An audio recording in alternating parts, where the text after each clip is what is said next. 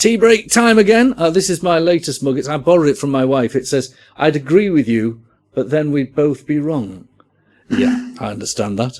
Well, if you're in lockdown and you're working from home and having a tea break, this is the right video to watch. It's about 8-10 minutes long, and we talk about a different thing every time we do one of these tea break chats. Today, it's about property, commercial, residential, and the property market that might be impacted by the current pandemic. And we've got people on who are involved in the market in different ways. Neil McMillan works on commercial developments, also has some private residential developments to buy. We've got Kate Helens. She has a registered social provider of properties, and also Gavin Caldwell-Smith from the Helens Group. Kate and Gavin are man and wife, but they run slightly different businesses. And Helens Group, as well as being involved in development, also provides lots of equipment. You might have seen their equipment on sites and seen their logos around the north of England.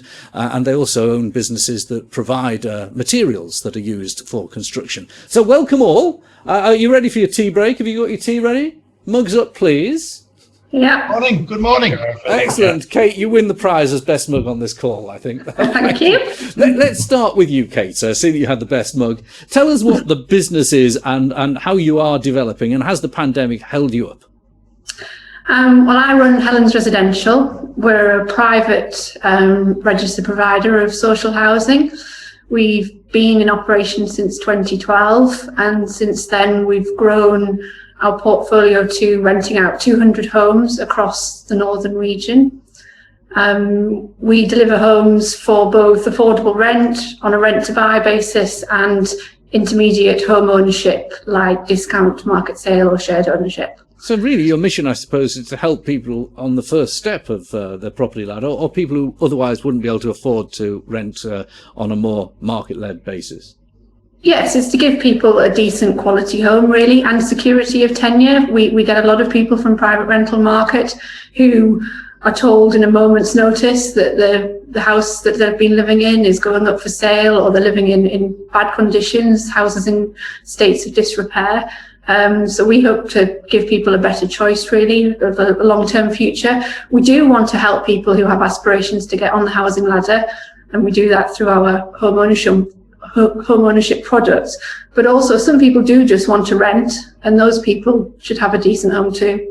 Now, you don't have that many houses compared to the big social housing providers, but you probably have a good enough number to give us an indication of what the impact of the pandemic has been on the tenants and the potential tenants of the homes you have.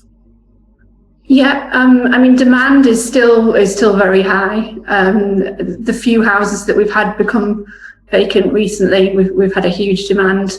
Our tenants have been struggling to different degrees, but I think our rental levels have stayed quite constant. The government have put a lot of support in for people, which has benefited people. People have managed to pay their rent. We've done whatever we can to help people get onto universal credit where they've needed to, if they have lost their jobs. We've had to work really hard to keep engagement up with tenants, so that, you know, obviously we couldn't do visits for a lot of, particularly the first lockdown.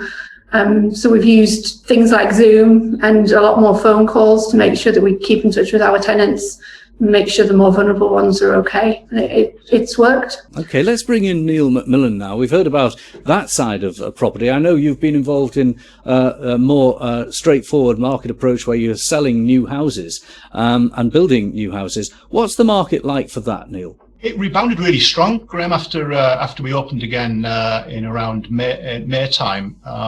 We've during the lockdown period, clearly, we had to shut. We couldn't sell. We weren't quite sure where that market would go when we reopened. But I think it's been widely publicised that the housing for sale market has certainly seen a buoyant last 4 or 5 months, and we're seeing that continue certainly at the moment.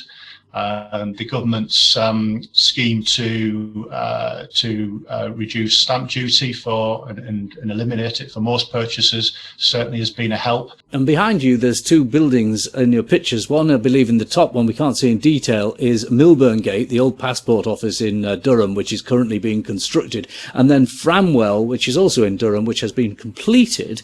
Tell us about the pandemic and how your developments managed to continue constructing. Great contractors that we've got working with us, Graham. In all honesty, I mean, I think I don't think we can take much credit in any of that, but particularly at Milburn Gate, Toland are our contractor there.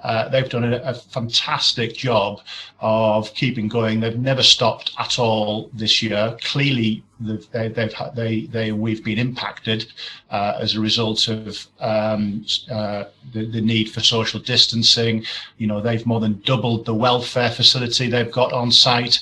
They've implemented new procedures to keep the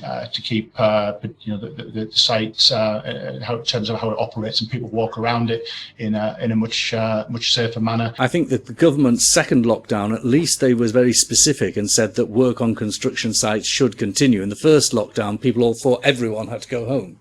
Well, it was unclear. Absolutely, it was unclear. I mean, we had at that point in time we had 3 construction sites going. One of them stopped because the contractor viewed it that they had to stop. The Toland scheme at Milburn Gate didn't. They kept going, and the third did stop for a short time, but then did restart a week or two later. So it wasn't clear. You're absolutely right. It wasn't clear. Gavin from Helens Group, let's bring you in here. Your business supplies the construction sector. What has been your experience of this pandemic and where you are now? Yes, so certainly agree with Neil. There was a bit of confusion around the first lockdown as to in terms of what we could do and what we couldn't do, and as Neil said there, the demand for new housing is very, very strong at the moment, and we're all very focused on building and completing homes in time for particularly in time for the stamp duty and deadline, and also the Help to Buy, the ramping down of the Help to Buy scheme at the end of March. Without being negative, are there some downsides to the strength of this market, not just in the context of prices going up for the end result for customers, properties, but also raw materials? Yeah, so we do supply the industry as well with materials. We have a manufacturing business based in Catterick that manufactures paving slabs and hard landscaping products, and the demand has been phenomenal. I mean, we're selling just short of 100,000 paving slabs a month at the moment. I mean, you sort of wonder where they're all going, but it's phenomenal, and we're having to work shift systems, we're having to work weekends. We're having to quote lead times of 4 to 6 weeks for products, and that we're seeing the same on our side as a civil engineering business in terms of getting supplies of products. It is creating a real strain in the supply chain. So there is a funny situation going on at the moment, in that we do have this sort of, I think you've referred to it as a K-shaped recovery, where we are very busy as an industry, and arguably is it a false position that we're in at the moment because of certain external factors, certain governmental factors. There's quite a lot of heat in the market, and it is causing problems. Yes, it's also there's an element of stop-start when it comes to property all the time. A stamp duty being lifted suddenly accelerates, and then the brakes get slammed on, and everyone's twiddling their thumbs, waiting to have a sale. That's correct. Yeah, it's I think it's something that we could do with the government having a look at. The stamp duty reduction has been welcomed, but we probably need to now look at a system of maybe ramping it down post March from the current sort of limit of 500,000. I think there needs to be a sort of a ramping down of that system, because we are seeing maybe a slowdown in terms of new housing starts, and certainly we've got one eye on next year, and there's definitely less tenders coming out at the moment. So we probably just need a more managed sort of system in place, particularly with regard to stamp duty. Well, can I just thank the three of you for taking part in this short discussion. It was only short because it's a tea break chat, but Kate, Neil and Gavin will catch up soon. Thank you very much.